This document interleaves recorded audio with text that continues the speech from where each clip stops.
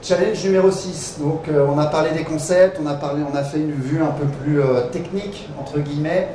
Challenge numéro 6, la gouvernance et la conduite du changement. Alors on parle beaucoup de conduite du changement, vous entendrez beaucoup, donc je vais moins parler de ça, parce que c'est très très important, mais c'est un peu plus classique. Dans la conduite du changement, je voudrais parler de la gouvernance. Pour moi, dans ces projets collaboratifs, c'est presque le plus important, au-delà de la solution. C'est que derrière, si je n'ai pas défini la façon dont je vais piloter, je vais animer, je vais accompagner dans le temps, je vais faire quelque chose de bien parce qu'on va être mobilisé en projet, derrière ça va s'essouffler et ça va être compliqué.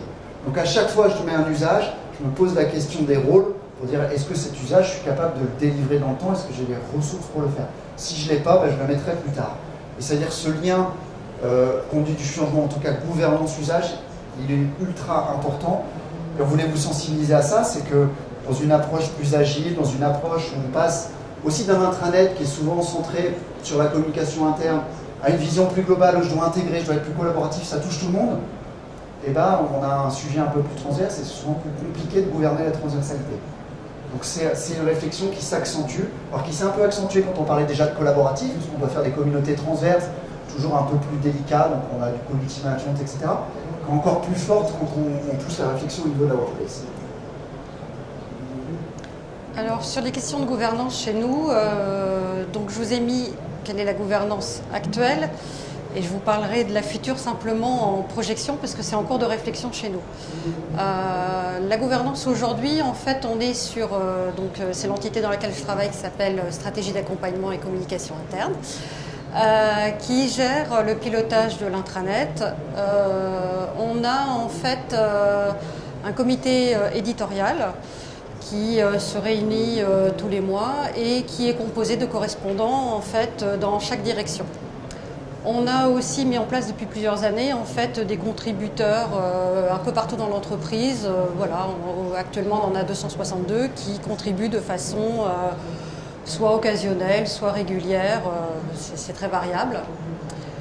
Néanmoins, aujourd'hui, on réfléchit à revoir notre gouvernance parce que, comme on intègre des nouvelles dimensions, on s'est dit que la gouvernance devait aussi évoluer et être un petit peu plus en miroir de ces nouvelles briques que l'on intègre et qu'il fallait effectivement avoir plus de parties prenantes sur les éléments sociaux, sur le collaboratif, sur tous ces éléments-là, qui devaient être un petit peu plus, même beaucoup plus, intégrés aujourd'hui à la manière dont on gère l'intranet ou la digital workplace. Alors, je vous ai juste fait une illustration qu'on fait dans ces accompagnements. Vous n'allez pas forcément lire, c'est juste pour vous montrer le type d'outil. On appelle ça une matrice des rôles. Les premières lignes, c'est de se dire effectivement, j'ai différents piliers, la communication, la collaboration, la capitalisation, ce qu'on a évoqué tout à l'heure. Pour faire de la communication, j'ai besoin d'un rédacteur en chef, j'ai besoin de journalistes, j'ai besoin potentiellement de pigistes. Pour faire de du collaboratif, j'ai besoin potentiellement d'un animateur de communauté, de membres de communauté, etc. On va essayer de définir les rôles dans la logique de chacun de ces usages-là. Et puis sur chacun de ces rôles, on va se dire effectivement, qu'est-ce que j'attends entre guillemets, un journaliste interne, etc. Quels sont les outils que je mets à disposition? Ça, c'est le premier type de question. Ce qu'on a en colonne, c'est finalement quelles sont mon organisation dans l'entreprise. J'ai un directeur par BU, j'ai des managers, j'ai des chefs de projet, j'ai des responsables d'activité.